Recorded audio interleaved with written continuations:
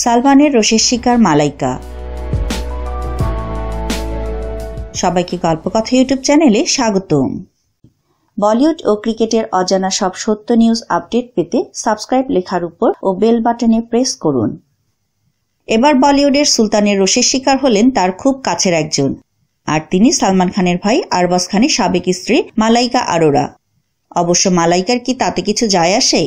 কারণ এরই মধ্যে খান খানদানের সঙ্গে তার সব সম্পর্ক চুকে গেছে। প্রায় 2 বছর আগে আরবাজ খানের সঙ্গে তার বিবাহ বিচ্ছেদ হয়। বিবাহ বিচ্ছেদের পর আরবাজ খান আর মালাইকা আরোরা নতুন করে নিজেদের জীবনসঙ্গী বেছে নিয়েছেন।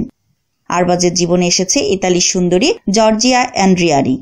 তার সাবেক স্ত্রী মালাইকা আরোরা আর অর্জুন কাপুরের ঘনিষ্ঠতার কথা কারো অজানা নয়। এমনকি তারা প্রকাশ্যে হাত ধরাধরি করে ঘুরছেন। শোনা যাচ্ছে শিগগিরই তাদের 4 হাত এক হতে চলেছে। তবে এসব কিছু ভালোভাবে নিচ্ছেন না সালমান খান। কেন? মালাইকার সঙ্গে অর্জুন কাপুরের সম্পর্ক নিয়ে গোড়া থেকেই তার আপত্তি। এখন তাদের এই মাখামাখি দেখে বেশ চটেছেন। তিনি নাকি কঠিন সিদ্ধান্ত নিচ্ছেন। শোনা যাচ্ছে সালমান খানের ছবি দাবাং 3 থেকে মালাইকাকে বাদ দেয়া হচ্ছে। মালাইকা এই ছবির সঙ্গে যুক্ত থাকুক তা কোনোভাবেই চান না তিনি। আর সালমান নিজেও মালাইকাকে দূরে রাখতে চান।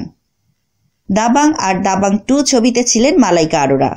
দাবাং ছবিতে মুন্নি বদনাম হুই গানের সঙ্গে মালাইকা আরোরা নাচের জাদুতে ঘায়েল হয়েছেন অনেকেই।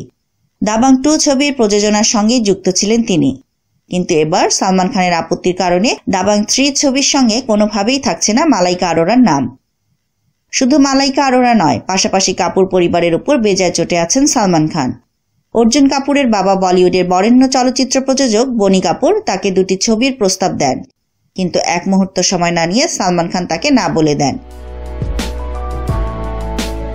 ভিউয়ার্স, স্বাভাবিকভাবে ভাবলে বলিউড ভাইজানের মালাইকার সঙ্গে কাজ না করতে চাওয়াটাও কিন্তু স্বাভাবিক। এ বিষয়ে আপনাদের মতামত জানিয়ে দিন আমাদের কমেন্ট বক্সে। সবশেষে ভিডিওটিতে লাইক ও শেয়ার দিয়ে আমাদের সাথেই থাকুন।